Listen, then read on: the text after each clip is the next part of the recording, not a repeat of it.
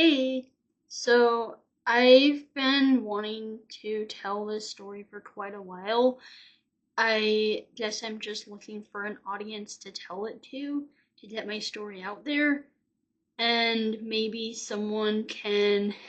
few people out there can relate to this. But I thought that I would try telling it now and that it would be a good time to share it at this point. So this story for me goes back to a little bit just before the lockdown for COVID started. Um, it was about a month before the pandemic lockdown. Um, I think that if I remember correctly, that it was a Thursday. I was in my late 20s at this point, and for me, it felt like my life had just hit an all-time low and that I'd reached rock bottom.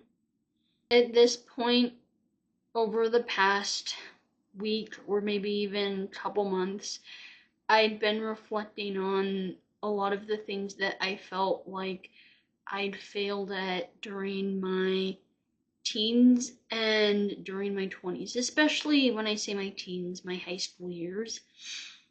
But there were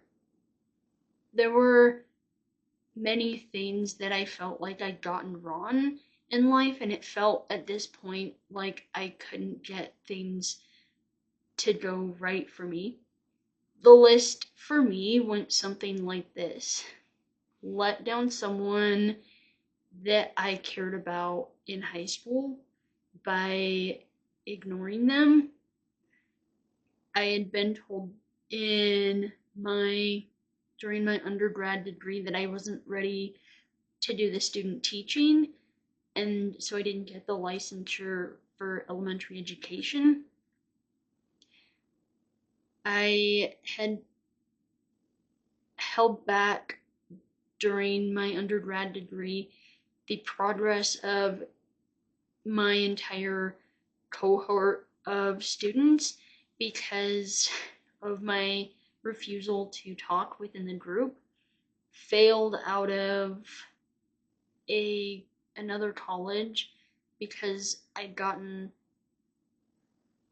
so many D's and F's. And then been rejected once again from doing the student teaching during a master's program. And that was what and the last one was that I could not figure out for the life of me how to get certain jobs that I wanted. Jobs that it seemed like I should have been qualified for.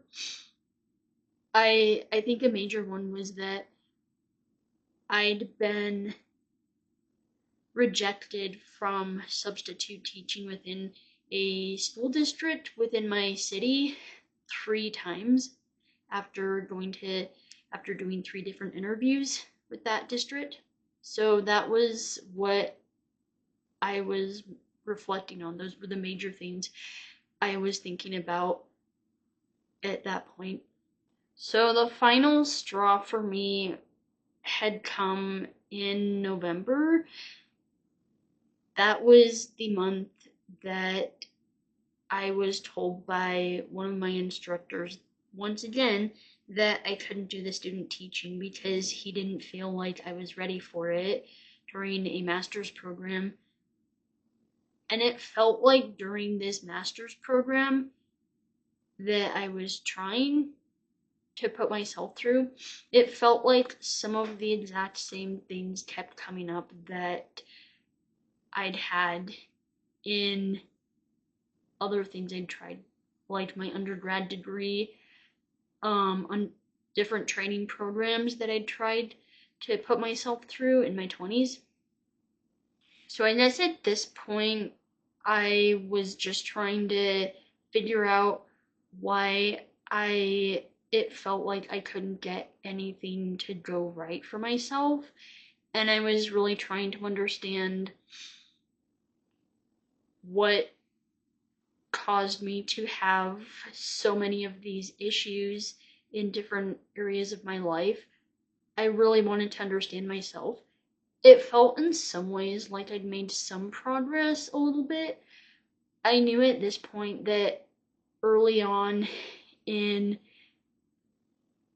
putting myself through, in sitting, being part of a class or a group, that if I did not talk early on, it was so much harder to talk. And so I'd forced myself to speak early on in one of my previous classes, and that felt like a major breakthrough. So this is where this might sound a little bit ironic, but at this point I had been subbing for another school district near my house for the last year, and I had signed up for a cross-categorical position this Thursday. So I drove to the school, and like any other day, they gave me the key and they showed me where the room was, and they gave me the rosters and the schedule for the day. So cross-categorical, for those that don't know, is for teachers, it's having a combination of they'll push in to another classroom to support another teacher and a larger group of students, but then they have a couple classes that they teach independently that are composed of not much more than really 10 students. They support the mild to moderate special needs kids. So the day was really not that challenging for me. I was able to support in the classes that they needed me to support in, and I had one class already that it was like 10 or 8 to 10 students to myself, and at this point I'm waiting for the last class to come. It's about 3 o'clock, and there are a bunch of boys that are lined up against the wall outside the classroom. I want to say that there were maybe 5 or 6 boys at this point. And as we're waiting for the bell to ring, they start telling me about one of their female students. Like, Erin doesn't talk, Erin doesn't talk, Erin doesn't talk. And I'm like, oh, I'm sure that Erin will talk. I think that I may actually be able to get her to talk. I think that in hearing the boys say that their classmate doesn't talk, it reminded me of my own childhood and my own school days.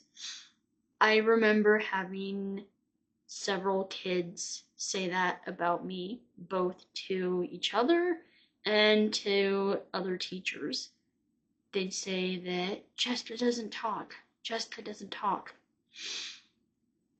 I think some kids actually didn't know that I could talk, and I always thought that that was really confusing to myself, because I felt like I would talk.